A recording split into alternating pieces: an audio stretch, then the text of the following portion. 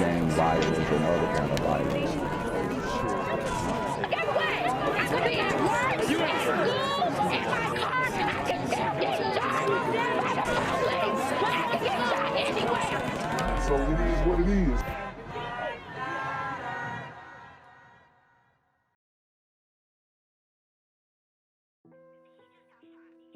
What's good, Shadow Realm? It's a Black Gen Z Mindset. Make sure you go ahead and like, comment, share, subscribe, and let's get into the video. A Facebook post from the St. Charles Parish Sheriff warns that groups of migrants are being dropped off in the area. It's been shared hundreds of times, but where did that claim come from? Rachel Handley shows us what she found out and why the comment is already coming at a tense time for the parish. In 3 days, it's been shared more than 300 times. A Facebook post from St. Charles Parish Sheriff Greg Champagne saying he's seen reports that groups of migrants are being dropped off in the area. One of the shares came from the parish president. Woo! So that's basically confirmation right here. Basically confirmation right here that illegal aliens, which I don't know why they're saying migrants, they are in fact illegal aliens that are being dropped off into this area. And we're not surprised. We know that this is the largest scale human trafficking operation ever committed in history at this point, or one of, right? But you know, we just kind of have accepted this as if it's the norm. But I think it's a huge issue. I think it's a big problem. I think it needs to be solved quickly, swiftly, with multiple executive orders. I think we do need a border wall at that southern border across all of the states that connect with Latin America, because they have proven time and time again that they aren't sending their best, just like Trump said about 8 years ago, right? And that speech is still reigning today because these burrito gremlins are on demon time. From St. Charles Parish Sheriff Greg Champagne saying he's seen reports that groups of migrants are being dropped off in the area. One of the shares came from the parish president. For me, it's shocking. Leticia Casildo runs Familias Unidas, a local nonprofit that helps immigrants in the greater New Orleans area. She says she hasn't seen anything like what the sheriff described in St. Charles Parish. This is not happening in Louisiana in this moment. The sheriff's post goes on to say he hasn't witnessed it himself, but has no reason to believe it isn't happening because it's happening elsewhere. That includes the buses of migrants Texas's government has been sending to cities like New York and Chicago. We reached out to Sheriff Champagne, and through a spokesperson, he relayed that he would not talk with us about the Facebook post. They did pass on that the reports he saw were other Facebook posts. We asked if anything had been reported officially to the sheriff's office about this, and they said no. And something else on the sheriff's page caught our attention. This is James Business Park, a subdivision of St. Rose. The sheriff says a building here is being renovated right now that will become a field office of U.S. Immigration and Customs Enforcement, better known as ICE. The agency arrests, detains, and sometimes deports people accused of violating immigration laws. The sheriff says the New Orleans field office will relocate to St. Rose as soon as July. He added that no immigrants will be detained there. Casildo says comments like the sheriff's can have unintended consequences for businesses in the area that rely on migrant labor. When you come and scare the people is not comfortable doing the job. And she... So it sounds like she is absolutely trying to take advantage of the cheap labor that is supplied with these illegal aliens, undocumented illegal aliens, to that. So I mean, you're just contributing to the, you know, the negative state at the border. And if people have work permits, that's fine. Visas, all that. But it has to be the right way. And this problem at the border isn't going to be solved by enablers. And it very much seems like this woman is posturing toward the enabler side. He adds that they sow fear, not just among migrants, but everyone. Rachel Handley, WWL, Louisiana. We reached out to President Juul's office about his interaction with the post, and we were told he couldn't speak today. We also reached out to ICE for more information on that office, and so far haven't heard. State lawmakers are on the verge of letting most 18-year-olds carry concealed weapons without a permit and without any training. That's the topic of this week's commentary by WWL Louisiana political analyst and Gambit columnist Clancy Dubose. I'm a lifelong outdoorsman and I think a responsible gun owner. I believe safety through training is the most important rule of good gun ownership. So I got trained in gun safety, even though it wasn't required. Now, requiring such training does not violate the Second Amendment. It just makes us safer. So, I hear what he's saying here, and you guys know that I am an advocate for gun safety, but here's a reality. The law is a law. When you're 18 years old, you can buy a firearm, and it's nobody's business whether you train with it or not. You should train with it. It should be highly suggested. And, the gun owners and or the gun stores or the pawn shops should say, hey, we can schedule you a training session for classes before or after you buy the weapon and just show you how to use the weapon and all that kind of stuff and talk about gun safety. That's fine. But to require it is a whole nother issue. And I mean, honestly, people need a weapon to protect themselves. At this point where we're at, this late stage in the game, we've reversed so much that had to do with law and order that now people can't wait to get a gun when they turn 18 because they feel safer. Yet, state lawmakers and Governor Landry are putting our safety at risk by pushing a law that allows most 18-year-olds to carry concealed handguns without any training or... And here's the thing. I think that it just makes things even now. Law-abiding citizens can now defend themselves. That's pretty much it. And the leftists are seething. And this guy, he's pretty rational about his approach. But once you start talking about mandating this and mandating that, it starts to breach on non-constitutional. And at this point, we need very direct and set rules that are abiding by the Constitution, because at the end of the day, that's what's keeping the fabric of this country together. Otherwise, we'd be in shambles. Permit. Now, some argue that 18-year-olds can join the military, so why not let them carry handguns? Seriously? The military requires extensive, continual training in firearm safety. 18-year-olds can't even buy cigarettes or alcohol for obvious reasons of public safety. I mean, 18-year-olds can buy cigarettes. I don't know where he got that from. But you can't buy alcohol at 21. So, I mean, here's the thing. If you're considered an adult at 18, that's where we set the line of demarcation. And y'all can bump it up and make the frontal lobe argument all you want. But at the end of the day, the law is the law. For those same reasons, no one under 21 should be allowed to carry a concealed handgun. House and Senate bills on track to become new laws are set to make changes to how juveniles are handled in the criminal justice system. Yeah, from court records to who can be charged as adults, it's all part of the governor's agenda on crime. And Mike McDaniel's joining us now in the studio with what could change some pretty significant things. Yeah, and these bills have moved pretty quickly, as we've all seen through this session. Of course, the expectation is they will soon become law. Now, a few details could change between now and then, but for the most part, juvenile cases in Louisiana will be handled a little bit differently. All of it has one woman in particular paying close attention. She was my mom. She was just my whole world in a way. Nadia Sanchez still remembers the day nearly 5.5 years ago when her mom, 49-year-old Jeanno Plessy, was carjacked, ran over, and killed right outside Sanchez's Gentilly home. I don't want to be stuck in that place, but it impacts you. It affects your life. 3 teens who were 14, 17, and 18 at the time of the crime pleaded guilty for their roles in Plessy's death. The older 2 were sentenced as adults. The youngest was sentenced as a juvenile. Sanchez says the younger 2 were brothers and had previously been arrested for armed robbery. Wow. I think it's very telling, though, that many signs along the way were missed.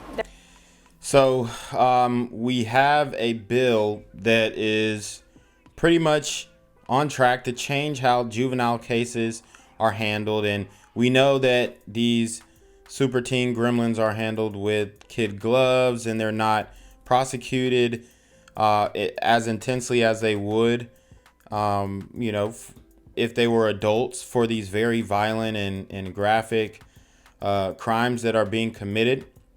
And I don't think that's right, because you're making a family have to watch somebody who did a horrible thing to their family member. They have to watch them go through the juvenile system, and then when they're 21, they're out and able to live the rest of their lives while that family member is gone forever. And it's up to the parents to keep these kids in line and keep them in check so that they aren't in the streets crashing out. But if you can't do that, then I think there needs to be some type of accountability held on the parent as well. But I mean, it's just crazy how things are going, because it seems like there's no end. They're so young to be in such violent crimes. Missed signs is why Sanchez has mixed feelings about proposed legislation moving through the state capitol. One bill would classify 17-year-olds charged with crimes as adults. Be mindful of the separation between a place for resources and a place for accountability. I think we're caught in this space of intertwining the two. That was part of the argument against the legislation from Senator Royce Duplessis from New Orleans. This bill does nothing in terms of investments. This bill does nothing with respect to addressing the issues that lead these young people here to begin with. So he's arguing the root causes, and my root causes. Dude, we're tired of that. We just want to be safe. That's it. And if it's these super teen gremlins that are causing people not to be safe, and they're doing horrible things in the streets and killing people, then so be it. They have to face the consequences, and they shouldn't be handled with kid gloves, because the reason why they do these crimes is because the OGs are telling them, hey bro, they ain't finna do nothing to you. You a kid, bro. They, you know what I'm saying? Just don't talk, stand 10 toes, stand on business, and then they gonna put you in juvie. You get to fight in juvie. You be out in a little bit. Like, they know that they're not gonna get in as much trouble as when they are a teen, you know, versus when they're an adult. Duplessis says those issues are things like poverty, abuse, and neglect. Sanchez says it's a balancing act that must be addressed. We can address the root causes in other places, but when it comes to criminal justice, there needs to be accountability, there needs to be transparency, and there needs to be fairness for the sake of victims. Yeah, and I guarantee she probably didn't think like that before she had something tragic happen to her family members, and that is exactly, you know, why we're seeing things we're seeing today. Supporters of changing how juveniles are handled say past efforts haven't worked, and it's time for change. The number one problem currently facing law enforcement, prosecutors, and judges is violent juvenile crime in the state. Since her mom's death, Sanchez has relied on mercy and grace and hopes the criminal justice system can do the same for both victims and offenders. I think it comes from my mom showing me how much people matter and showing love to people who, you know, we would consider the least of us, if you want to say it that way. Other pieces of legislation would make records of juvenile offenders more accessible to the public and raise any carjacking sentence to a minimum of 5 years. That minimum would be 20 years if a victim is hurt. What's good, Shadow Realm? It's your boy Jenquavius Jackson, and y'all already know I'm demonetized and shadow banned in this bitch. So if you want to contribute, go to the Cash App, the PayPal, the GoFundMe, or join the Patreon. Also, don't forget to visit the merch store for all your favorite BGZM News 17 gear, including our exclusive Trump is a Blood t-shirt. Go fast before they sell out. They are already flying off the shelves, no cap. And remember, these super gremlins are on deck. Welcome back. The historic special session on crime is wrapped, making way for new legislation to be written into law. Now, one controversial measure reverses the 2016 raise the age law. Right now, 17-year-old offenders are housed separately from adults. If Governor Jeff Landry signs off on the new legislation, we'll see an influx of juvenile offenders housed in the already packed Orleans Justice Center. Orleans Parish Sheriff Susan Hudson is joining us this morning to share what challenges the jail could face if this bill is signed into law, as is expected. So first off, thank you. So just for reference, this is a woke sheriff. She doesn't want to do her job and, arrest these criminals and hold them to the fullest extent of the law. And we see what's going on, in these areas in New Orleans, and it's crazy. It's crazy. It's absolute mad city. It really is. And the governor is pushing back and trying to do whatever he can, allowing citizens, law-abiding citizens, to arm themselves, right? Allowing for that to happen, and then raise the age law where we're reversing that and making sure that juveniles are held to the same standard as adults are, because that's what we need right now, because of how drastic these juveniles have pushed their luck. And they've been lucky for years and years and years, case after case after case. You see these super teen gremlins on demon time get hit with very small penalties for very serious crimes. So the sheriff is upset because the jails are about to be overflooded, and rightfully so, right? Y'all need to fill them back up because you emptied them all out during the pandemic.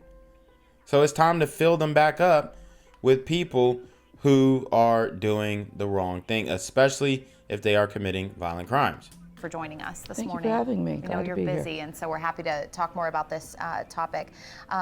When we're looking at this, I think something that you and I just discussed is how overcrowded the Orleans Justice Center is. And so we're asking a lot on you and your already staff that is dealing with so many challenges. Talk about some of those. Well, if I could just take a minute first to Sure. thank the Orleans Parish legislative delegation. Mm-hmm. They are doing yeoman's work in Baton Rouge during this session. Want to send them support and love. And I join them in opposing this legislation because it's bad for Orleans Parish. We have voted to have separate facilities for youth and for adult offenders. And this goes against the people of the city's wishes. So I'm against that. So this causes all kinds of issues for us. Mm-hmm. Well, I mean, the people of the city are wrong on this, period. They're wrong.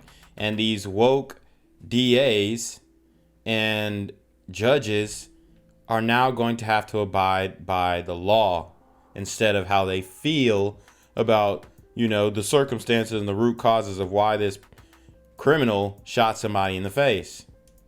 Youthful offenders have to be housed separately from adults. And so even with the state passing this law, there are still federal regulations that require us to keep youthful offenders away from adult offenders, so there can be there has to be sight and sound separation. Mm-hmm. They can't hear each other, they can't see each other. So what that means for me is that in our 60 people pods, we have got to remove all adults from that pod. So that's at least 60 adults being removed to house one, even if it's just one offender, youthful offender. So that's tough for us. And looking at the current situation at OJJ, at the Orleans Justice Intervention Center, there could be the Juvenile Justice Intervention Center, my acronyms this morning, but that's around 30 to 40 youthful offenders coming over to the jail. That's a big problem for us. With staffing shortages, just like all sheriffs around the state are having staffing shortages and space shortages as we near the limit that the city council has put on the number of people who can be in this jail. It is a logistical issue for us, and it's just bad for Orleans Parish. And you talked specifically about the number. See, I mean, these people who are in positions of power, they don't want to solve the issue. They don't want to solve the crime. They have no interest in solving the crime, all right? It's crazy. Of, if there's 60 people to a pod, how that changes the dynamic for you and your staff. That's right. If there's 60 adults in a pod, we have to remove all of them and find a place for them. And we are nearing the limit. So that causes a lot of problems for us. Even if there's just one male and one female, that's 2 pods I've got to clear out. So that's 120 people I've got to find more space for. And if you know anything about how you have to house people in jail, you have to house them according to their risk. So those who are charged with more serious crimes versus those who are charged with less serious crimes. So it really causes a problem in us being able to manage our population. And what about it when it comes to just the logistics of the day-to-day? If you have to transport a juvenile, or you have to attend to a medical issue, I mean, what does that also change for your staff? Well, all the weight of this falls on our deputies, so this is not good for law enforcement. So we have to transport them every day to court or to medical facilities or any number of places. We have to have a separate transport staff for that. Now, we're already struggling right now, again, with staffing. So, well, I mean, you're going to have to struggle more for the safety of the people. This is something that y'all are trained to do, and dealing with these fugitives. So how about it's time to step up and do your job now? What's wrong with stepping up and doing your job? I mean, we're begging you guys to do your job and you're complaining about it. It's crazy. I know it's going to be a little bit more difficult for you, but hey, man, this is something that has got to be done. The accountability has to matter. These individuals need to fear consequences, period. That's a problem. When we move them throughout the jail, we have to literally shut the jail down because, again, sight and sound separation means that we can't allow them to be in the presence of adults. So, and then school, they're required to go to school by law, like all other children. So we have only one school. And so those who are 18 to 24 who go to that school right now, and some of them are required by law to go to school as well, now have a problem. And the Travis Hill School and the Orleans Parish School Board, we have a problem trying to figure out how are we going to teach these youthful offenders while they're in custody. A lot here on your plate, especially your deputies as well. Obviously, this is expected to be signed into law, so I guess we can expect that you all will still continue to advocate during the regular session? Yeah, especially for funding. I just heard in the other segment about funding for state police. We have to have funding for deputies too, to be able to take care of these children. So we're hoping to see some funding. 30 to 40 youthful offenders coming into our facility, that's roughly around $1.5 million extra of cost for me, because it's roughly around $50,000 a year to house people, so just one person. So we want to make sure that we're being compensated as well to take care of this influx of population here at the jail. So they're going to be compensated. So she just wants the bag. She's just begging for the bag. She just wants more funding. And, hopefully she gets it. I'm not against funding the authorities if they're going to do right by the money. But we've seen how some of these woke sisters have done with money in other cities, other states, and even in New Orleans, okay, with LaToya Cantrell. So, I mean, I hear her. She's begging for the bag. She's asking for the bag. Give her the bag, see what she do with it. Hopefully she uses it in the most efficient ways. We're hoping something else comes with this, except for just a mandate. Understand completely. Thank you so much for joining us, Sheriff Hudson. Thank you for having me. It's a great conversation. We appreciate you. Again, this bill has been sent to Governor Landry's desk. The governor has scheduled 2 bill signing ceremonies this week, including one event in New Orleans. We'll bring you the continued coverage if and when it strikes south of Lake Charles as a senseless act of violence claims the life of an innocent woman. Thanks for joining us. I'm Andrea Robinson. A homicide investigation is underway following a drive-by shooting that happened yesterday evening. KPLC's Stephanie Obudiku has the latest on the Calcasieu Parish Sheriff's Office investigation. So we have a drive-by shooting into a home where an innocent woman was deleted.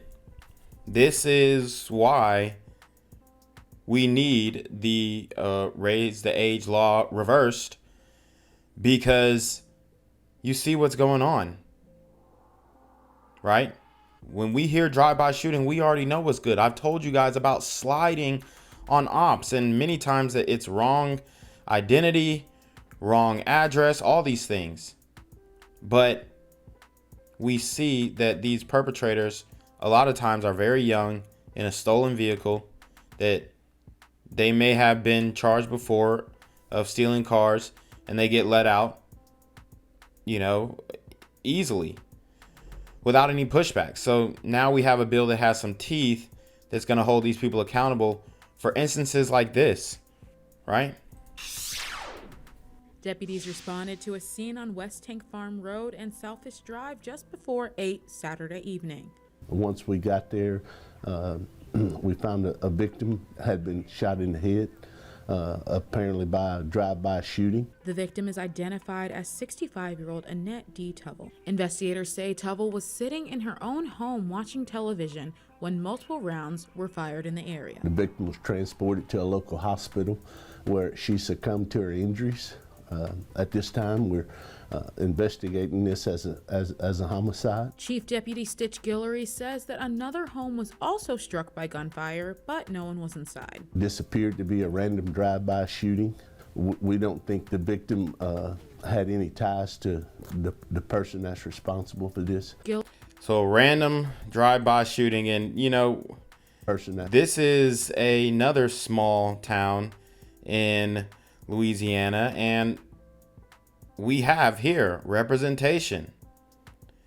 I mean, the community is talking about there's no representation, but from what I'm looking at in every major city and even small towns, we've got so much representation. It's like, you know, at this point, I'm really trying to figure out where there isn't a, you know, minority in a leadership position that's responsible for this. Guillory says detectives are following up on several leads and are determined to find out who was involved. The information that we've gathered, from what we can tell, there were multiple people inside the vehicle. 7 News has been in touch with Touvell's family. They say Touvell was a mother and grandmother to 15 grandchildren.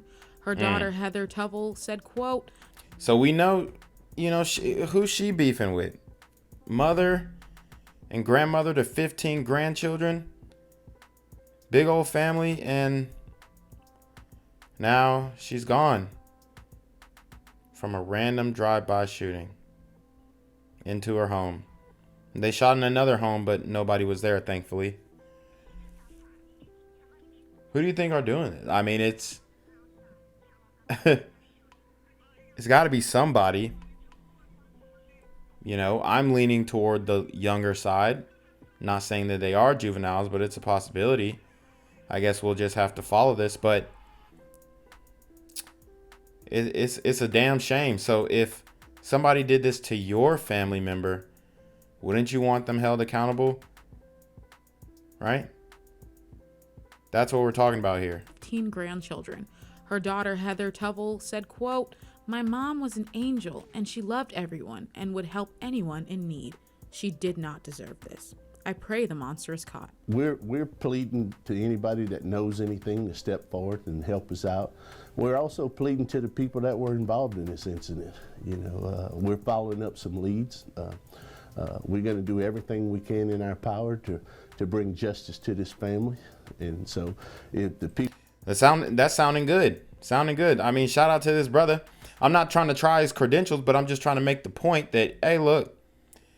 You know, we're talking about there's no representation, but like I said, every major city and even small towns, you know, they're hiring minorities, and I really don't see the prejudice that, you know, especially in the workplace that we're trying to paint the picture of. I'm not saying it doesn't happen. I'm just saying, hell. We're getting the representation that we asked for. Now it's like, what do we do with it? Are we doing right by the power that we are given? Because with great power comes great responsibility. All right. And it sounds like this brother is doing his job. So shout out to him. People that were involved are watching this. We're asking you to come forward and turn yourself in. We're out there working hard. We're going to track you down and we're going to arrest you. In Lake Charles, Stephanie Obadiku, 7 News. The sheriff's office asks that if you have any information or surveillance footage of this shooting, that you contact them directly. We have their phone number on our website at kplctv.com. Gang violence and other kind of violence. Get away! I could be at work, at school, in my car, and I can still get shot by the police. I can get shot anywhere. So it is what it is.